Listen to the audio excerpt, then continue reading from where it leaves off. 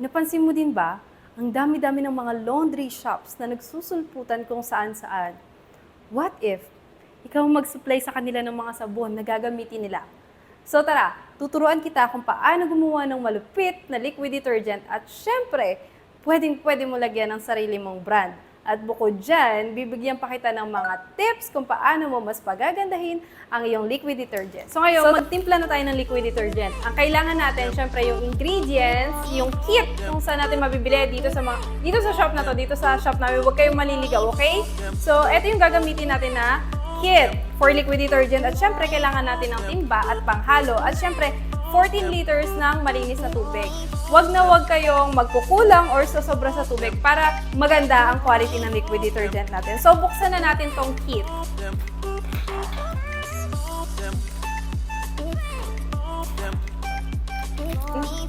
So, ingredient.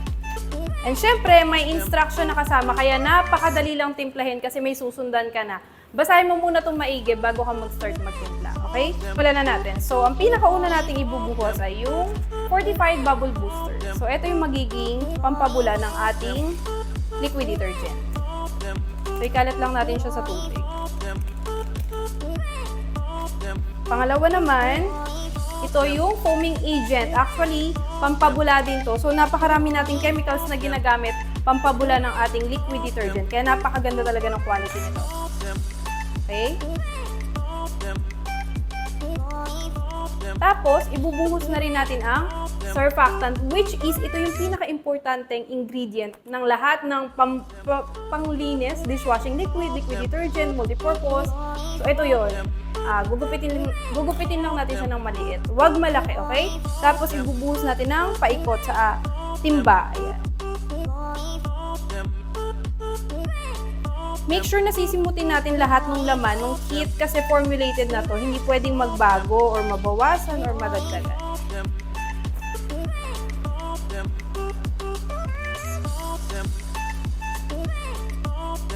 Yan, kita nyo, simot na simot ko yung ating surfactant. At pagkatapos niyan, hahaluin lang natin ng konti para mag-scatter yung ingredients, yung mga raw materials na nilagay natin.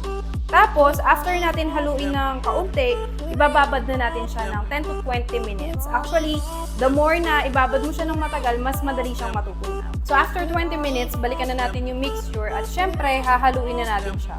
So, kailangan nating tunawin lahat ng ingredients na binabad natin dito. Make sure na isang direction lang yung paghalo para hindi siya bumula at syempre, kalat yung mixture dito sa pagtitimplahan natin. So, ayan. So, magbibigay na ako ng tip number 1 para maganda yung quality ng ating liquid detergent. So, kailangan haluin natin mabuti lahat ng ingredients. So, even after natin tumarest, like halimbawa natimpla na natin, bago natin isalin sa bote, haluin pa rin natin ang maigi. Kasi, ang result nun, pag hindi natin hinalo maigi, mas mabilis ma-expired and of course, nag-iiba-iba yung outcome or yung result ng mixture. So, kailangan halong-halong maigi. Tunaw na tunaw yung ingredients at syempre, even yung pagkakasama-sama nila, yung pagkakamix ng mga ingredients. So, make sure na hahaluin natin siya palagi. And hindi naman ibig sabihin na wala na tayong nakikita, is tunaw na lahat, especially yung thickener ito. So, very crucial to sa part na to dahil minsan nakala natin tunaw na, pero nasa ilalim lang pala siya. So, ang mangyayari, malabnaw yung ibabaw, malapot yung ilalim. So, make sure na halong-halo at tunaw na tunaw lahat ng ingredients. So, yun ang ating tip number 1. Ilalagay na natin ang premix bottle number 1. So, ayan, may iba't ibang klase ng scent. Nandito na rin yung scent, colorant, yung water softener natin, yung antibacterial, at saka ito, ayan. Nandito rin yung moisturizer sa kamay. So, napaka-gentle nito sa kamay dahil may moisturizer. So, i-boost na natin to. By the way, bago nyo siya i-boost pala, i-swirl nyo muna. Ayan, make sure na mahalo kasi baka mamaya nandito sa ilalim yung ibang ingredients, especially yung colorant.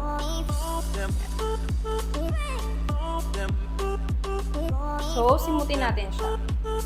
After niya, nahaluin natin. Tip number 2 kung paano mo mas pagagandahin ang iyong liquid detergent.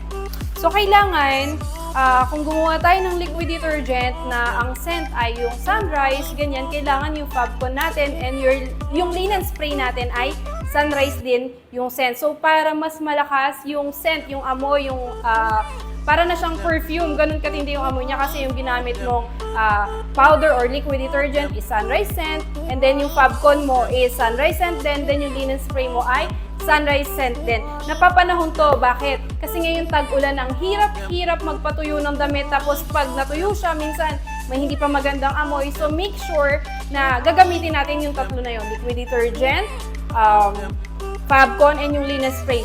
Same scent sila.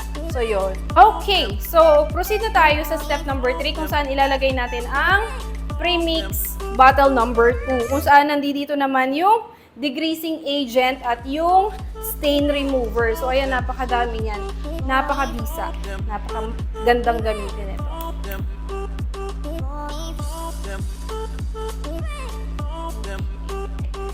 So simutin din natin siya and haluin natin ulit. Proceed tayo sa tip number 3. Ayan. Okay. So, gusto natin ng napakagandang quality ng liquid detergent. Pwede kang mag-add ng surfactant at ng scent. So, hindi ka pwedeng mag-add ng scent lang. Bakit? Kasi lalabnaw yung dishwashing liquid mo.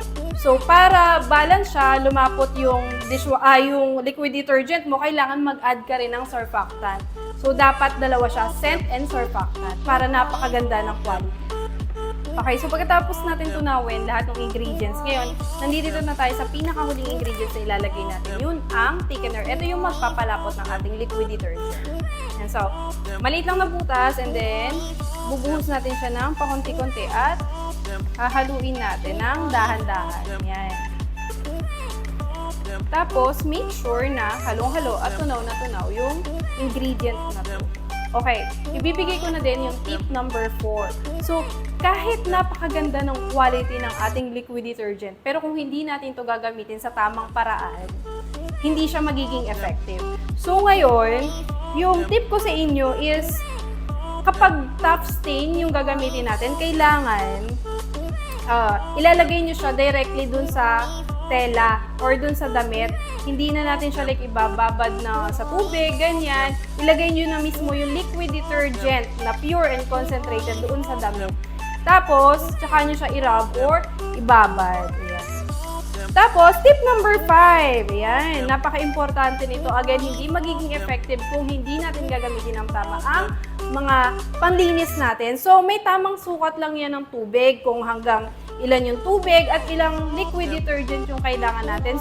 Depende rin sa dami ng damit at saka kung gaano ba kadumi yung damit. May tamang use yung ating liquid detergent. So sana may natutunan kayo. Tutunawin na lang natin to and then after nito, ire-rest na natin ang ating liquid detergent. Ayan, kung makikita nyo, lumalapot na siya. Diba?